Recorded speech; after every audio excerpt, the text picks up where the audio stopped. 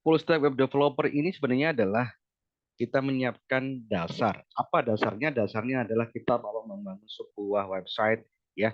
Website ini entah website aplikatif atau nanti hanya sekedar website company profile atau misalnya website ini hanya sekedar informasi terkait blog dan sebagainya. Itu kan ya. Kita perlu menyiapkan dulu. Karena yang perlu kita siapkan adalah dari sisi back end atau server, juga dari sisi front end, ya, atau klien. Jadi nanti kalau misalnya sebuah aplikasi website ini pengen dinikmati semua, alias go public dinikmati semua klien, maka intinya website ini nanti basicnya itu adalah go public. Semua orang bisa menikmati. Ada juga website yang hanya basicnya hanya sebagai server saja atau sebagai full stack saja di sini. Di sini nanti kita hanya menjalankan aplikasi yang dinikmati kita sendiri, dalam arti sebuah perusahaan hanya membuat aplikasi untuk perusahaan tersebut, ya, tidak dipublikkan untuk khalayak umum. Nah, gambarannya adalah seperti itu. Sehingga nanti persiapan yang perlu kita bangun, ya, ini semua dari nanti konsepnya, kemudian menyiapkan UI UX-nya, kemudian menyiapkan database-nya, ya, dan sebagainya. Nah, pengenalan sudah seperti ini. Website itu sendiri, ya, ini adalah sebuah kumpulan kalau menurut saya, sebuah kumpulan apa? Kumpulan informasi. Biasanya disiapkan dalam beberapa halaman. Ya contoh nih, kalau misalnya company profile, kita punya halaman about, kita punya halaman kontak us, kita punya halaman terkait dengan galeri dan sebagainya. Nah, kemudian website ini nanti, ya, karena sekarang dunianya udah di dunia digital, ya, semuanya informasinya sudah menyebar luas, ya, dengan fasilitas internet, maka jangkauannya akan lebih luas. Supaya publik itu mengenal website kita pun jangkauannya akan lebih luas, tidak ada batasnya. Sehingga website ini nanti akan lebih mudah menyampaikan informasi apapun itu kepada publik. Nah, dalam sebuah website sendiri ada dua cara kerjanya, yaitu seperti saya bilang tadi bahwa ada sebagai klien atau front end, ada juga sebagai server atau back end. Nah, yang sebagai server ini nanti berarti kita sebagai full stack menyiapkan semua yang dibutuhkan untuk server. Mulai dari kita menggunakan server apa, kemudian kalau kita nanti mendesainnya menggunakan framework apa, ya, kemudian kita butuh spesifikasi untuk adminnya seperti apa, itu betul dari sisi servernya. Nah, kalau dari si kliennya bagaimana? Dari si klien itu penikmat. Penikmat tuh hanya setidaknya kita bisa melihat kalau toh misalnya ada interaksi itu contoh kita daftar sebagai customer, kita daftar sebagai user, sebagainya itu ada interaksi. Nah, interaksinya yang pasti akan membutuhkan sebuah server sebagai pengelola utama. Makanya di sini klien dapat diakses melalui website, bisa browser, ya, browser macam-macam Bang, ya. Ada yang Mozilla, ada yang Chrome, kemudian ada apa namanya Safari dan sebagainya. Server sendiri itu butuh perangkat PC atau perangkat komputer sebagai server, ya, yang digunakan untuk menyimpan database. Database ini nanti sebuah data yang terpusat yang kita kelola untuk menyampaikan informasinya. Nanti kurang lebih seperti itu. Nah, kemudian untuk website sendiri nanti gambarannya kita bisa menjalankan website ini dari dua sisi. Yang pertama sebagai localhost, berarti kita menjalankan pada server tunggal, alias kita bisa membuat website ini tampil di dalam PC atau misalnya laptop kita atau device kita sendiri. Makanya kita menyiapkan server secara lokal. Di komputer kita harus menyediakan sebuah server. Ada juga yang menggunakan web hosting. Maksudnya apa? Kita harus mendaftarkan dulu hostingnya, mendaftarkan dulu domainnya, sehingga bisa dinikmati untuk publik. Localhost itu gambarannya ada sebuah intranet, dinikmati hanya untuk lingkungan tersebut selama ada jaringan. Oke. Kalau misalnya kita gunakan web hosting itu bisa dinikmati untuk khalayak umum, publik semua bisa melihat karena sifatnya adalah internet. Nanti gitu. Nah, localhost ini sendiri nanti, ya, ada beberapa istilahnya tool khusus untuk menjalankan servernya.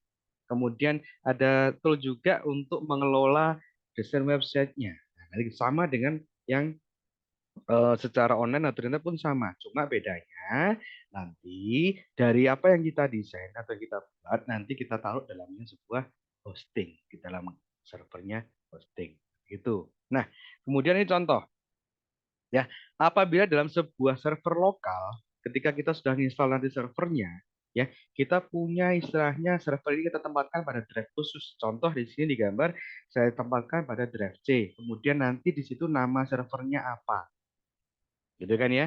Jadi di lokal pun bisa, sehingga nanti kita jalankan manual lewat lewat server tersebut di lokal. Nah, kalau misalnya kita gunakan hosting, biasanya kalau di hosting kita akan diarahkan. Sekarang hosting kan banyak ya, yang gratis bahkan yang murah semua sekarang. Kalau kita pengen menuju istilahnya file manajernya, dia akan diarahkan ke dalamnya cPanel, dan cPanel itu harus ada user dan password. Nah, cPanel itu sama dengan kita membuka Explorer. Ya, kurang lebih sama dengan di sebelah kiri untuk file manager itu nah, Explorer. Di dalamnya nanti banyak data yang sama. Ya, tinggal kita ngelawanya nanti seperti apa. Nah, kemudian antara server dan klien nanti supaya bisa terkoneksi dan ada pengelolaan data dan sebagainya, kita perlu menyediakan sebuah tools lagi terkait dengan database.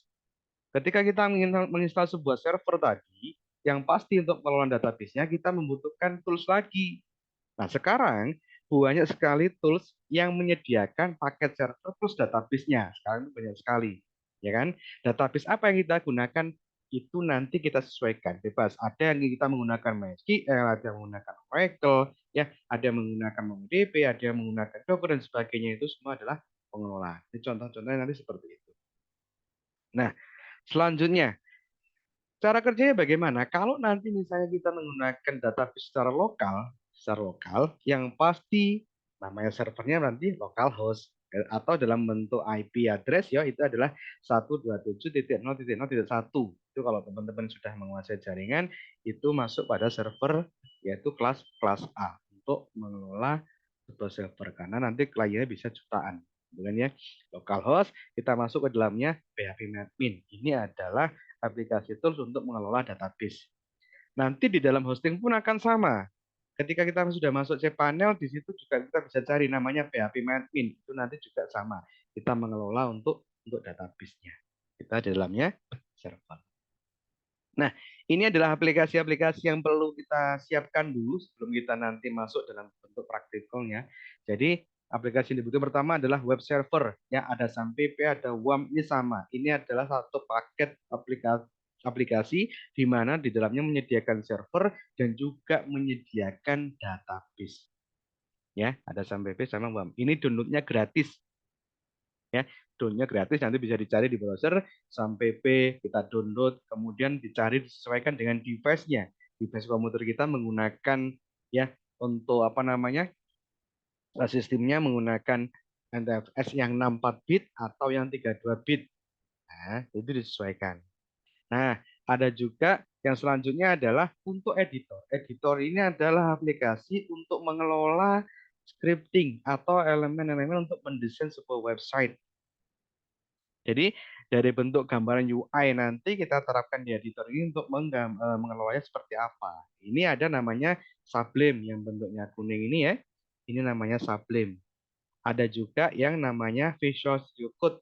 Ada juga namanya Notepad++. Kita pakai yang mana, Pak? Terserah. Bebas. Yang paling ringan biasanya Notepad++. Sublime lumayan. Tapi intinya di sini adalah aplikasi yang sangat ringan. Ketiga-tiga sangat ringan. Karena ini menunjang kita untuk mendesain sebuah website nanti ya.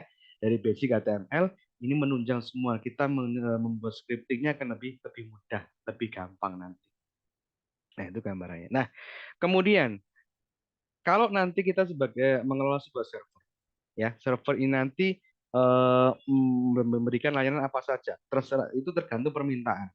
Kalau misalnya kita di sini hanya menyimpan sebuah konten yang nanti tujuannya memberikan informasi, berarti database ini hanya mengelola untuk konten saja.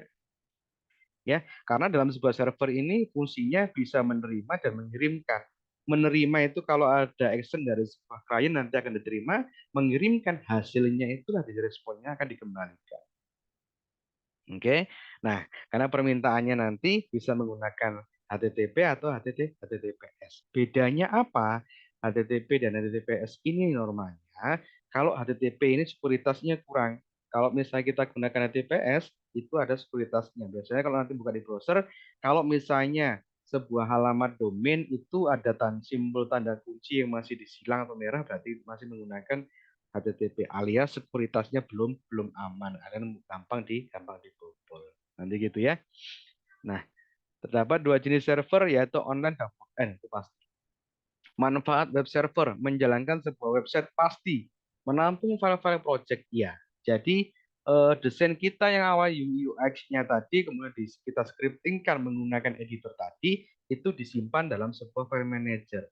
Bisa menampung database pasti server. Melakukan pemeriksaan terhadap sistem sekuritas. Iya, jadi kalau toh misalnya ada pembobolan dan sebagainya, kita gampang ngatasinya. Kenapa? Kita sudah bisa masuk server, kita bisa tahu mana yang bermasalah, mana yang trouble, kita bisa ngeceknya di.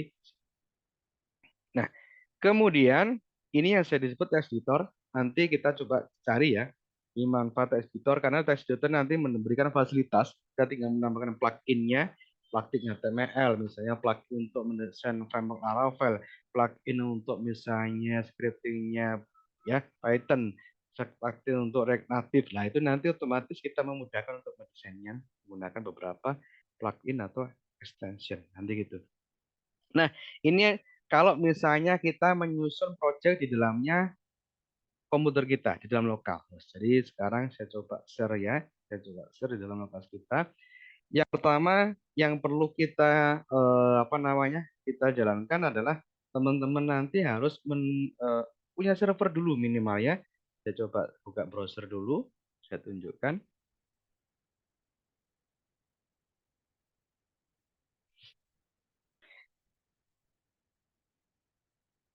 Saya coba share screen dulu ya.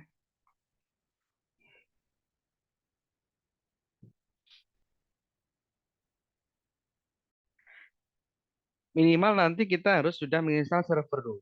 Teman-teman bisa mencari di sini ya, misalnya sampp download nanti gitu ya, for Windows atau for Mac dan sebagainya. Ini sudah ada versinya, tinggal menyesuaikan. Nanti kalau kita masuk ke sini ya, sampai P seperti ini, teman-teman akan diarahkan dalam sebuah browser, kita mau download yang mana. Ini sesuaikan ya, karena sampai P ini nanti fungsinya selain sebagai server, teman-teman harus menyesuaikan. Kira-kira script yang kita buat nanti menggunakan ya, menggunakan PHP atau MySQL versi berapa, juga menggunakan PHP scripting yang versi berapa. Ini menyesuaikan.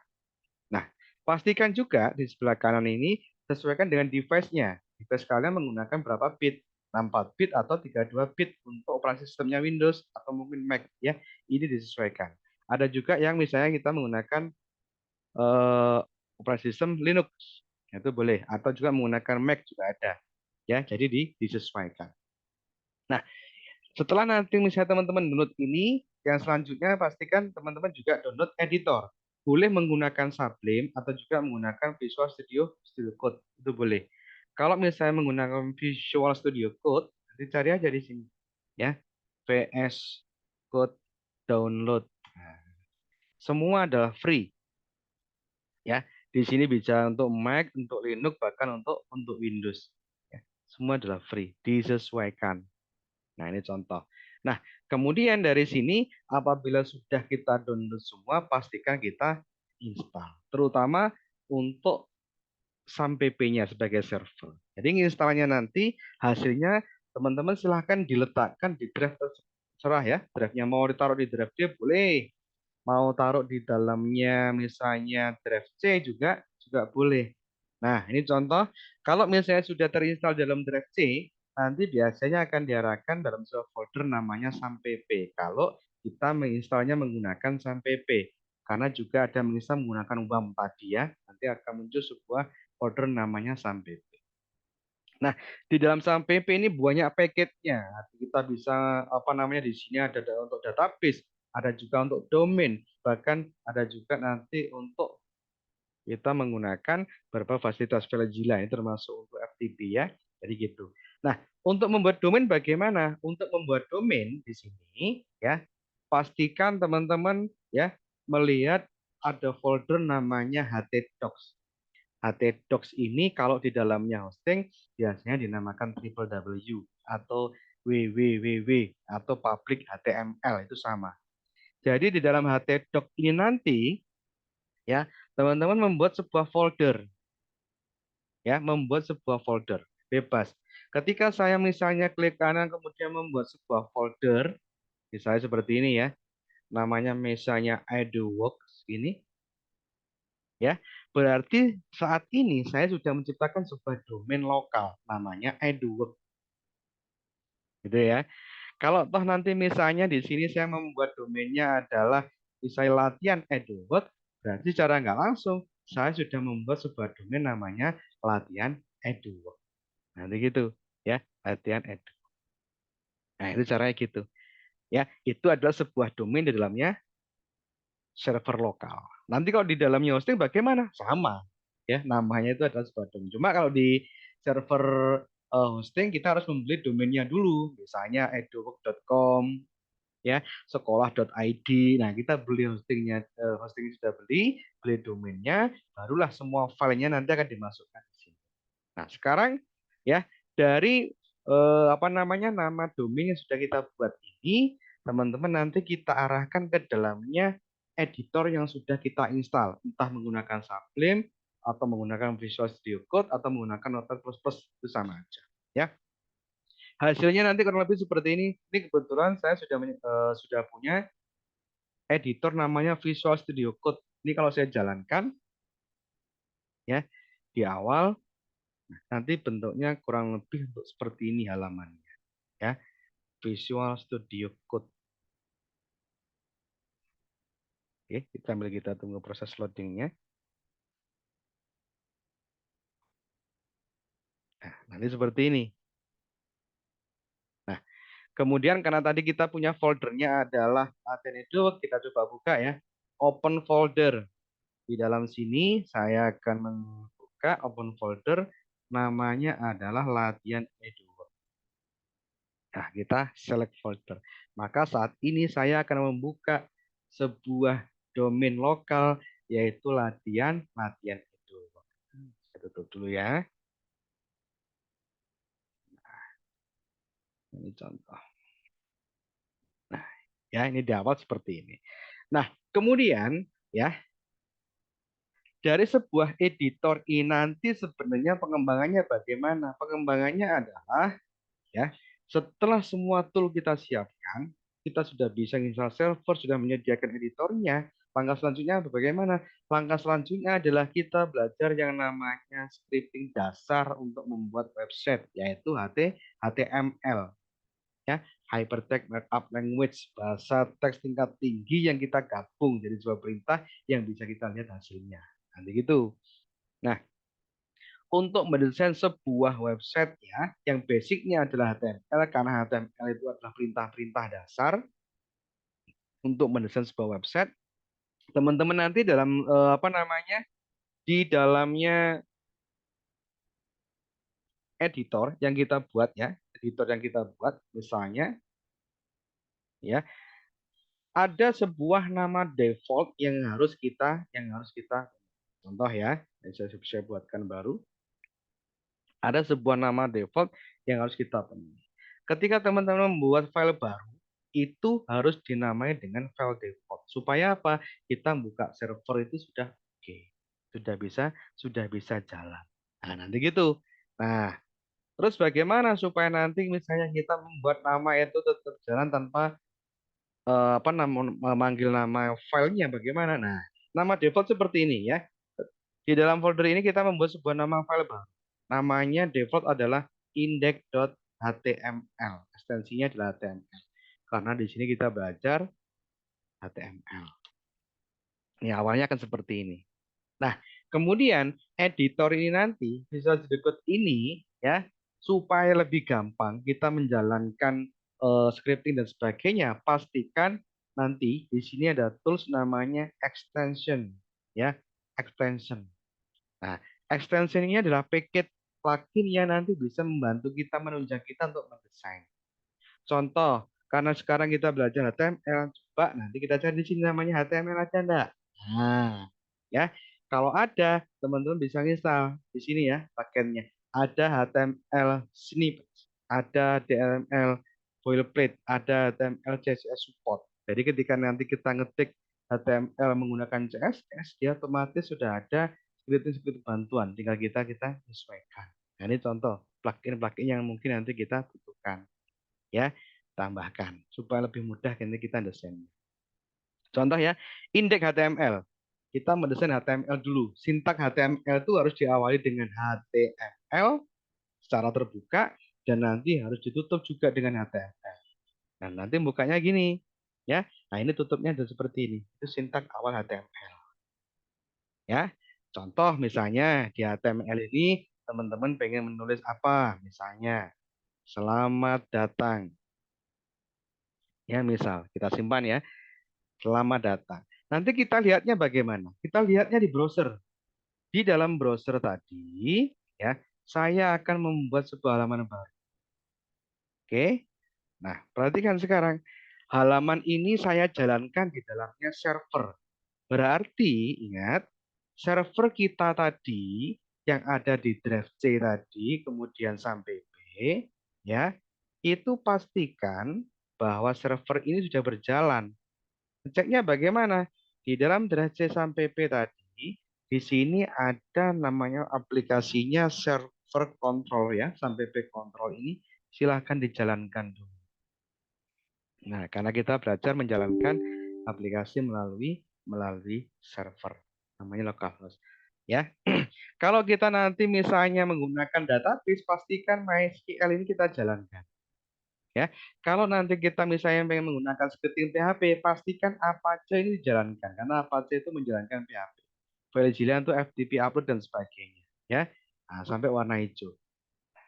Sampai warna hijau, dan kalau dianggap misalnya sudah jalan, nanti tinggal kita sesuaikan. Nah, caranya bagaimana? Nah, kita buka browser tadi, pastikan ya, kita tahu nama servernya tadi, yaitu localhost. Jadi kalau saya ngetiknya seperti ini, http titik dua slash saya tambahkan localhost. Nah, setelah localhost kita ikuti nama domain kita tadi. Nama domainnya adalah latihan edu work. Nah, ini sama halnya saya membuka domain ya, namanya latihan edu work. Oh, nggak ketemu. Jadi namanya apa? Sebentar.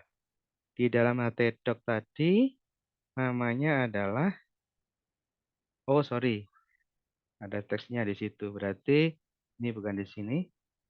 Nah, cuma saya min. Nah ini ya, tadi yang kita bikin kan, selamat datang.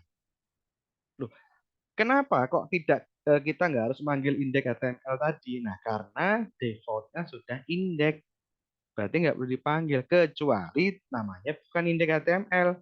Misalnya namanya adalah about.html, contact.html. Barulah di sini harus ditulis contact.html. Harus ditulis. Karena defaultnya adalah indeks, jadi tidak perlu. Kita cukup manggil. Ya, kita ini coba menjalankan pertama. Nah, normalnya ya sebuah HTML ini, karena sekarang kita sudah menggunakan versi HTML5, ya. Kalau plugin kita menunjang dalam editor, kita cukup mengetik seperti ini. HTML. Itu ada HTML5, ya. Kita tab saja. Nah, ini adalah standarnya untuk sebuah HTML. Di atas itu ada namanya tanda seru doctype HTML, itu menandakan bahwa di sini adalah HTML5. Ya, ini bahasanya kita menggunakan English language-nya. Nah, dalam sebuah sintak HTML ya, itu ada namanya heading atau header, ada namanya body, ada namanya footer sebenarnya nanti gitu. Di bawahnya body itu ada namanya footer. Nanti gitu. Heading itu yang bagian mana? Kalau misalnya di browser, heading itu ada di bagian atas. Contoh ada tulisan download Visual Studio Code, itu adalah headingnya. Localhost ini adalah headingnya. Ya, body selamat datangnya adalah body. Footer nanti di bawah. Nah, jadi bagiannya akan seperti itu. Nah, berarti di sini kalau toh misalnya saya pengen membuka indeks HTML tadi dengan judulnya yang berbeda, ini bisa kita rubah title-nya. Ya, title-nya misalnya bisa saya rubah adalah latihan ya edu. Ini kalau saya simpan, kemudian saya jalankan yang ini tadi, dia akan berubah. Apa yang berubah? Title-nya, yaitu latihan edu. Gitu ya, latihan edu. Nah ini contoh title yang kita rubah. Ya, di dalam title nanti banyak isinya. Ya, tidak hanya isi aja. Metadata UTF-8 ini adalah konversi bahasanya supaya bisa dikenali untuk semua device. UTF-8 itu paling rendah. Ya, kemudian ini bisa mengikuti nanti skala untuk device-nya karena device kan tidak selalu menggunakan PC atau laptop, bisa juga menggunakan mobile, ya, tablet dan sebagainya. Jadi dia bisa disesuaikan atau responsif. Ada juga di sini yaitu kalau kita menambahkan sebuah metanya, meta ini terkait dengan keyword, ada description, ada keyword, KW, keyword. Ini buat apa, Pak? Meta name keyword ini biasanya digunakan untuk search engine optimization. Mungkin teman-teman pernah mencari sebuah situs atau website menggunakan search engine Google dicari, ya. Misalnya EduWorks, nanti yang muncul adalah di situ EduWorks, ya kan? Nah, di listnya Google, ya.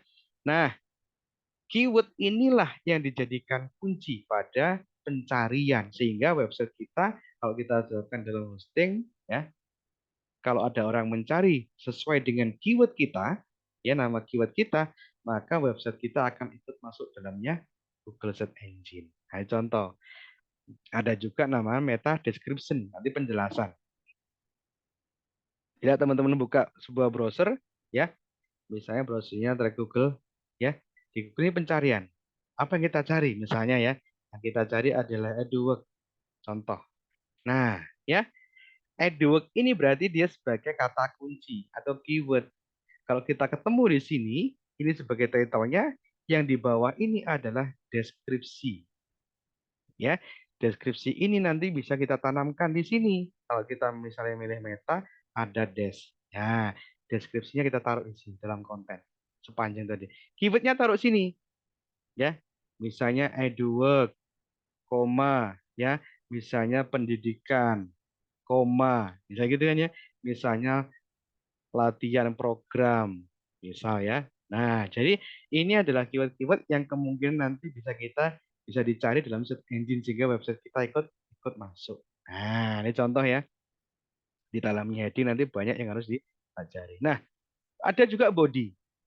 Body itu berarti yang bagian tengah tadi. Ya, di sini adalah yang sini ini body. Contoh ya, dalam body ini nanti saya pengen rubah warnanya. Di sini ada aturan body ada BG color. Nah, warnanya apa? Saya pengen misalnya warnanya adalah red. Nah, jadi di sini kalau saya refresh, bodinya nanti berubah menjadi warna red atau merah. Nah, itu contoh ya. Karena sintak HTML banyak ya, sintak HTML itu banyak. Contoh, misalnya lagi ya, karena setiap teks di sini ya, elemen di sini memiliki properties. Contoh, saya pengen membuat sebuah paragraf. Paragraf di sini menggunakan sintak namanya P, itu paragraf. Kita tab. Saya mau bikin paragraf, misalnya lorem 100 ya. Nah, ini saya view-nya saya web dulu. Nah, ini 100 segini berarti. Ini sebuah paragraf.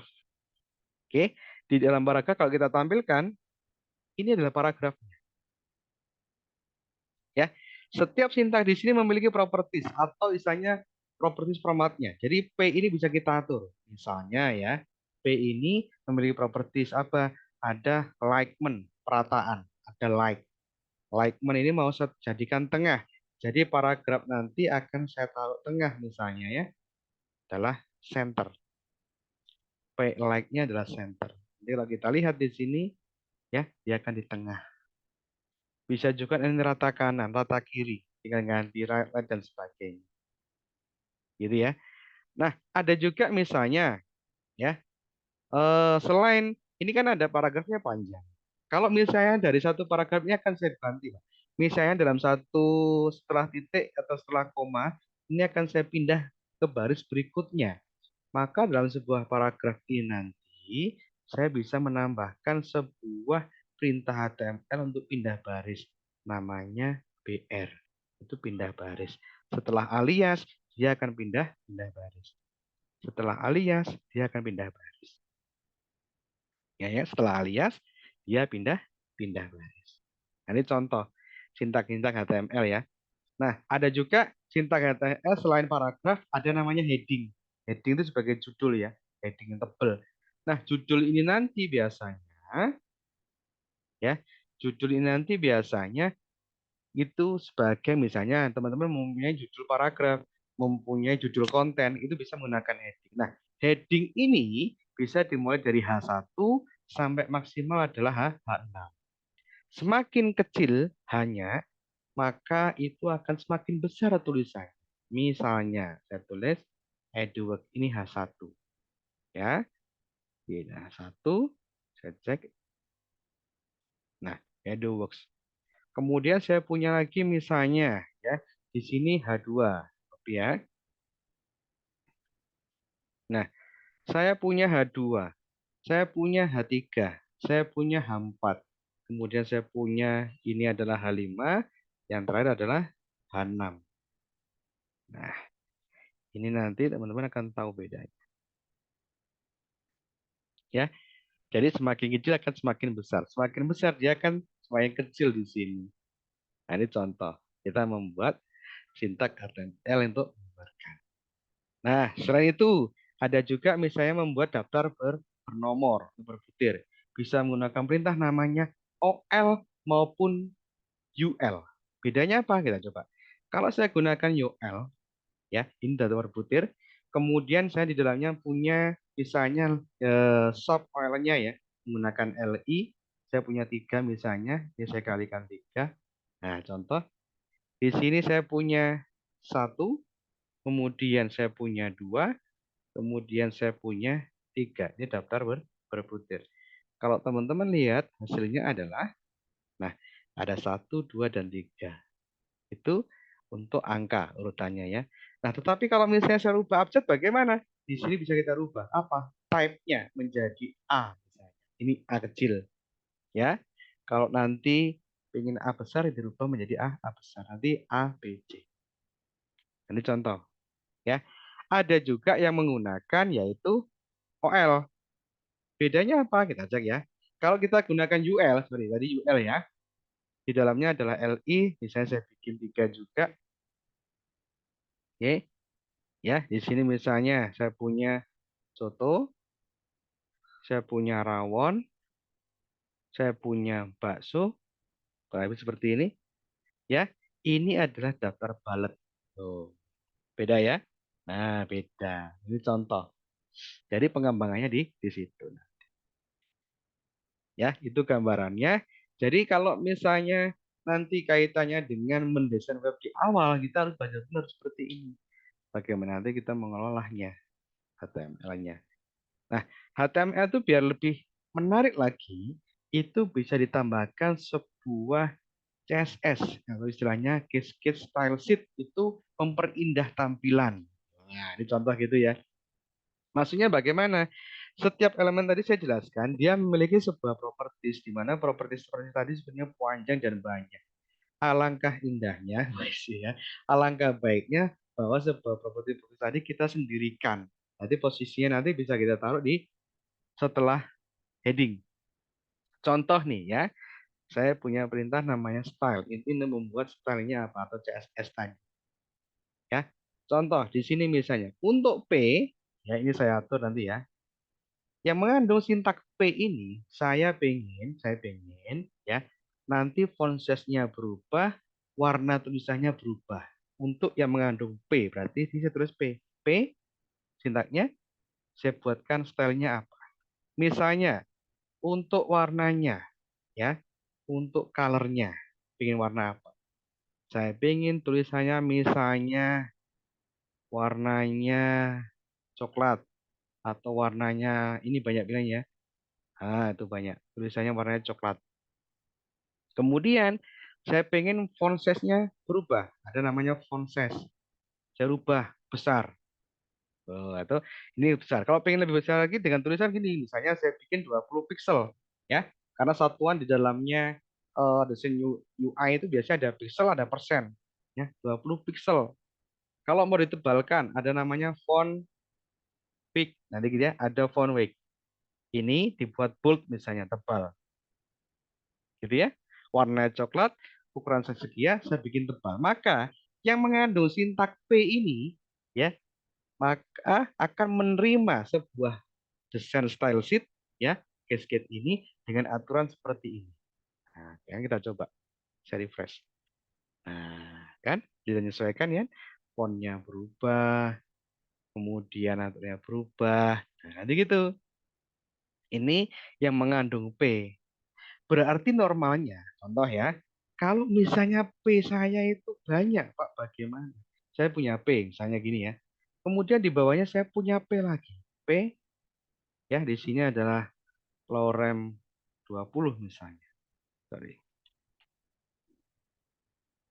Saya punya lorem 50 panjang ya. Nah, berarti bagaimana? Nah, semua yang mengandung P akan berubah warnanya sama seperti itu nanti. Karena mengandung P semua. Duh, kalau misalnya dibedakan bagaimana? Nah, sekarang kalau dibedakan, maka dari P yang di atas dengan P yang dua ini harus memiliki ciri khas. Istilahnya di sini harus memiliki sebuah ID atau ya memiliki sebuah kelas ID atau kelas. Nah, contoh ya, P yang atas memiliki sebuah ID, kita nama aja ya. Di sini namanya misalnya PID. ID-nya namanya misalnya ya, misalnya adalah baca. Nah, ini bebas ya, sebuah variabel. Kemudian ID yang kedua, untuk P yang kedua, saya buatkan kelas. Nah, ini beda tahu bedanya. Saya buatkan kelas. Kelasnya namanya adalah tulis misalnya. Jadi di sini punya inisial yang di atas adalah baca, yang di bawah adalah tulis. Yang satunya adalah ID, yang satunya adalah kelas. Nah, untuk membedakannya bagaimana? Nah, di sini sementara P ini saya hilangkan. Ya, contoh untuk yang baca itu warnanya tetap. Jadi karena dia namanya ID, ID itu simbolnya bisa menggunakan efek tagar seperti ini. Namanya apa? Baca. Nah, bikin satu lagi, yang satu adalah kelas. Kelas itu mulai tanda titik. Titik apa? Tulis. Tulis isinya apa? Nah, misalnya gitu ya. Tulis ini pengennya warnanya adalah, colornya adalah misalnya biru atau ungu, ya biru. Kemudian di sini font size-nya, saya punya font size-nya. Ini adalah 15 pixel. Misalnya gitu ya. Kemudian untuk font weight-nya atau font style-nya, saya bikin dia italic alias miring. Untuk yang tulis. Untuk yang ID ada tetap yang di atas. Nanti kalau saya jalankan, dia akan membuat perbedaan. Sama-sama paragrafnya, tapi kita bedakan. Ya, ini contoh kalau misalnya kita belajar CSS menggunakan case style sheet ya, memperindah tampilan. Karena CSS sendiri ini kan gabung ya, maksudnya kita gabung dengan HTML-nya. Kalau nanti misalnya CSS ini kita sendirikan dengan sebuah file baru, ya berarti kita membuat link dulu ya. Linknya adalah link CSS. Tinggal namanya apa? Misalnya di sini adalah desain CSS. Maka ini akan saya panggil. Nah, ini kalau saya hilangkan ya, ini saya hilangkan CSS-nya, style sheet-nya saya hilangkan. Maka ID sama kelasnya tadi tidak berfungsi. Ini jadinya tidak berfungsi.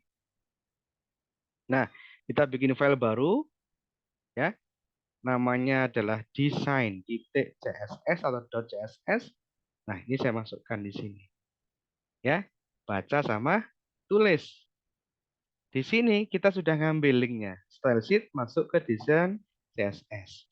Nanti otomatis ini juga akan terbaca lagi. Oke ya, itu kira-kira gambarannya untuk pertemuan kali ini ya terkait dengan persiapan untuk full stack developer itu apa saja yang harus disiapkan ya, tool dan sebagainya, dan sebagai server maupun sebagai klien gitu ya. Yang kita kerjakan saat ini itu sebagai klien. Tadi waktu kita ngelola server ya, kita menyiapkan editornya, kemudian kita menyiapkan servernya, kemudian domainnya itu sebagai servernya. Oke. Kira-kira ada yang mau ditanyakan teman-teman? Silahkan. Ada waktu sesi tanya jawab ini. Silahkan, mungkin ada mau ditanyakan.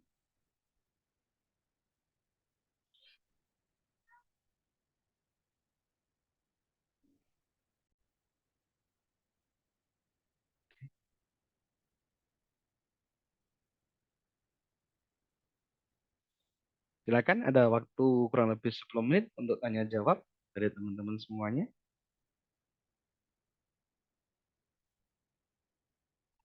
Izin tanya, apakah ada maksimal jumlah keywordnya, Kak? Sebenarnya tidak ada maksimalnya.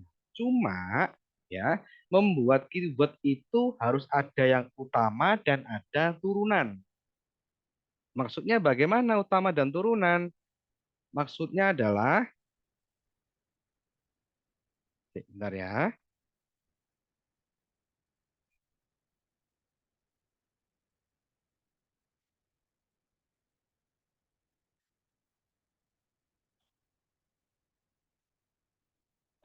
Maksudnya adalah contoh ya. Yang utama apa? Yang utama adalah eduwork.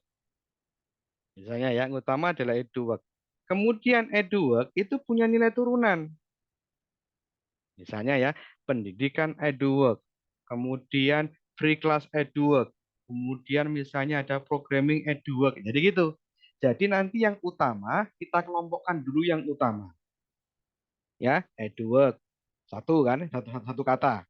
Kemudian sebelahnya lagi mungkin ada apa namanya? Pendidikan, satu kata. Bawah sebelahnya lagi misalnya ada tentang programmer, satu kata. Turunannya nanti kurang lebih harus lebih dari satu kata. Nah, nggak ada batas sebenarnya, tinggal kita. Cuma nanti kalau toh misalnya terlalu banyak keyword, terlalu banyak kunci, itu juga sebenarnya nanti membuat kesulitan kesulitan dari traffic itu sendiri ya, karena setiap kalau nanti teman-teman bisa melihat dalam sebuah point click-nya punya Google Analytics ya, di Google Analytics, website kita tuh sudah dilihat berapa kali dan sebagainya, ya semakin banyak keyword yang itu juga nanti akan semakin apa namanya ribet juga. Ribetnya adalah berapa analisa yang kita dapatkan dari sekian banyak keyword dalam konten. Lebih baik ada mungkin yang utama ada 3 atau 4, cuma turunannya pengembangan dari ya yang utama. Itu lebih baik seperti itu.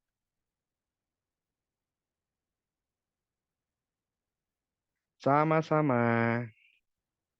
Ada yang mau ditanyakan lagi? Silakan, mumpung masih ada waktu. Sambil saya nunggu, mungkin ada pertanyaan. Ya, teman-teman bisa saya ingatkan lagi apabila tertarik dengan materi-materi seperti ini, mungkin sama dengan kelas-kelas lainnya, ya.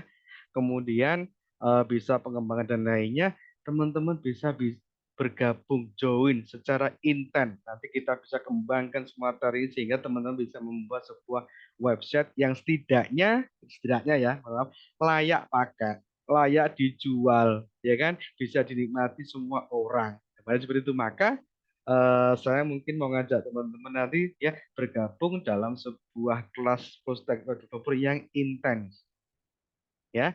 Nanti misalnya berminat banget, teman-teman bisa gabung ya atau join di websitenya Edowork ya, edowork.id. Nanti bisa gabung di situ. Itu kalau misalnya ingin tertarik banget dengan full stack web development. Karena nanti pengembangannya banyak ya, kita bisa belajar bahasa-bahasa programming sehingga kita bisa menciptakan sebuah aplikasi ya, aplikasi itu misalnya bisa untuk mobile, bahkan untuk websitenya, ya kan? Nah, karena saat ini dunia perkembangan digital sangat pesat banget, kita perlu pengembangan belajar terkait itu.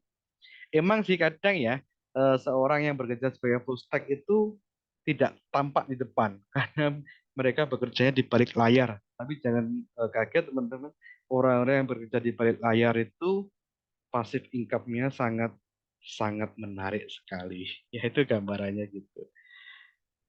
Silakan. Mungkin ada pertanyaan lagi. Ini masih ada waktu, kurang lebih 5 menit. Silakan.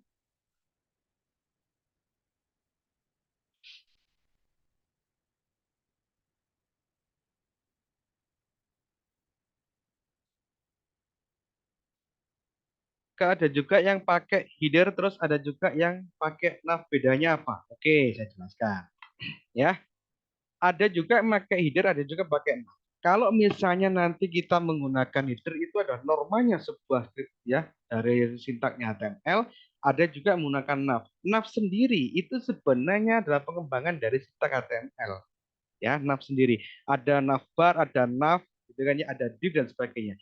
Pengembangannya ini nanti dikembangkan dari beberapa fitur. Contoh menggunakan framework. Framework yang paling gampang sekarang apa? Teman-teman bisa tahu contoh framework Bootstrap. Ada juga nanti menggunakan Tailwind CSS. Bisa juga menggunakan framework materialis. Jadi itu sebenarnya ada pengembangan. Nanti kalau dasarnya HTML tahu, kita mau belajar ke Bootstrap, mau belajar ke Laravel, mau belajar ke materialis, itu sangat gampang karena dasarnya tahu. Nanti akan lebih cepat mendesain menggunakan Bootstrap ketimbang kita menggunakan HTML biasa. Karena saat ini yang kita belajar adalah basicnya atau dasarnya. Nanti akan lebih cepat desainnya. Jadi nggak satu persatu lagi. Ya nyekliknya udah enak. Mau bikin kotak, wah sudah ada tinggal manggil. Mau bikin tombol, oh skripnya seperti ini, tinggal manggil. Nanti gitu aja. Kan lebih cepat nanti ya. Itu gambarannya. Nanti hasilnya gimana? Secara hasil, bagusan kita menggunakan framework. Ya karena itu sudah otomatis responsif. Responsif itu bisa digunakan untuk semua device. Kalau murni menggunakan HTML, teman-teman harus ngatur. Aturnya bagaimana? Kalau saya ingin menampilkan di dalamnya desktop PC atau laptop, maka CSS-nya adalah ini. Nah, dari tampilan dan seperti ini. Kalau misalnya ini saya tampilkan dalam device-nya mobile yang ukuran kecil, maka saya ngatur lagi CSS-nya untuk yang mobile. Nanti gitu. Tetapi kalau menggunakan framework, tidak perlu. Cukup satu perintah bisa digunakan untuk multi device. Nah, itu pengembangannya nanti ya, lebih gampang. Kira-kira seperti itu, Mbak Putri. Mudah-mudahan terjawab. Ada lagi mungkin?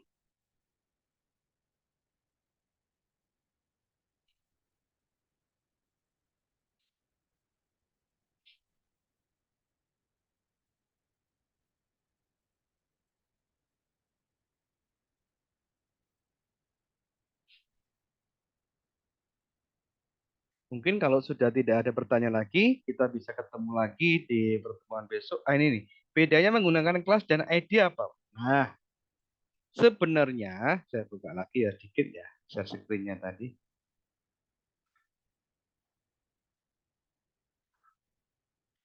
Bedanya menggunakan ID atau kelas apa? Sebenarnya secara fungsional tidak ada bedanya. Secara fungsional tidak ada beda. Bedanya di sini hanya secara penerapan. Kalau saya gunakan ID, ini cara penulisannya seperti ini. Kalau saya gunakan kelas, itu cara penulisannya menggunakan kelas seperti ini. Ketika nanti di dalam CSS, manggilnya bagaimana? Kalau ID itu diawali dengan tanda hashtag ini atau crash ini baru namanya. Ya, kalau kelas diawali dengan tanda titik itu berarti dia kelas. Tetapi secara fungsi sama. Kalau toh misalnya ya, yang nomor 2 ini, kelasnya ini saya rubah menjadi ID. ID-nya namanya tulis. Ya, di sini berarti ini saya ganti. Bukan titik lagi, tapi kelas tadi. Apakah nanti sama fungsinya? Fungsinya akan sama. Teman-teman nanti bisa lihat. Bentar ya. Saya rubah share screen-nya dulu. Ya. Nah, saya rubah. Bentar, bentar ya. Nah, nanti akan kelihatan ya. Di sini kalau saya refresh, fungsinya tetap sama. Padahal sudah jadi ID semua ya. Sudah jadi ID semua. Tetapi secara penerapan aja berbeda, tapi fungsinya sama.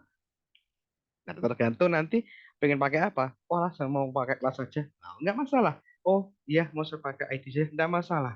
Karena ID sama kelas ini sebenarnya tidak hanya dideteksi untuk CSS atau GKSS, bisa juga nanti dideteksi untuk Java. Bisa juga deteksi untuk Java nanti. OID ini ketika saya klik, saya harus ngapain? OID ini ketika saya sorot harus ngapain? Nah, yang dibaca apanya? Yang dibaca ID-nya atau kelasnya. Jadi gitu ya. Secara fungsinya sama, hanya beda penerapan saja. Oke, mungkin seperti itu ya. Nah, dan kapan kita menggunakannya? Nah, itu bebas. Bebasnya bagaimana? Contoh, saya punya dua paragraf. dia punya dua paragraf dengan dua sintak. Ini kalau misalnya Pak, saya pengen membedakan paragraf pertama itu tulisannya harus seperti ini. Nah, jadi dalam sebuah sintak ketika harus membedakan dengan sintaknya sama, cuma pengen membedakan hasilnya, maka bisa menggunakan ID atau plus. Nah, nanti gitu ya. Contoh, saya punya H1. H1 kan ukurannya segitu semua kan? Cuma saya punya H1 lagi di bawah. Ini sama-sama H1-nya. Oke ya. Terus bagaimana saya membedakan antara H1 dan H1 satunya? Supaya nanti membedakan, tambahkan sebuah ID atau kelas. Di sini ya, ID misalnya adalah ID A. Gini ya. Jangan A lah. A sebuah sintak nanti. ID misalnya ID aku. Ya. Yang selanjutnya ini induknya adalah ID-nya adalah ID kamu. Misalnya gitu. Tapi kan sama ya, H1 semua. Hanya mau dibedakan warnanya, tapi sama-sama H1-nya. Bagaimana? Kita deteksi di sini. Ya, saya punya ID namanya aku. Aku ini saya pingin warnanya ya, colornya berubah. Saya pingin warnanya misalnya, ini ya, itu aku. Kemudian saya punya ID kamu, ya. Kamu ini saya pingin warnanya misalnya kuning, ya. Ada nggak kuning? Kalau nggak ada kita ketik yellow aja nanti udah muncul ya.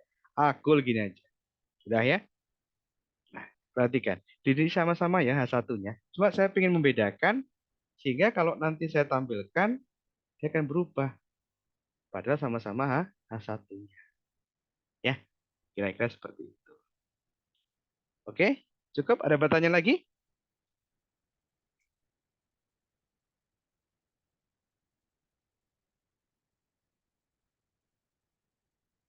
Sama-sama. Oke, kalau cukup tidak ada pertanyaan lagi, maka untuk sesi pertemuan kali ini saya akhiri.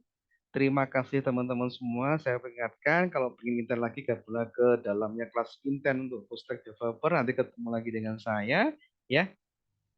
Nanti bisa daftar ke dalamnya idewo.id. Terima kasih semuanya teman-teman. Ya, semoga tetap semangat.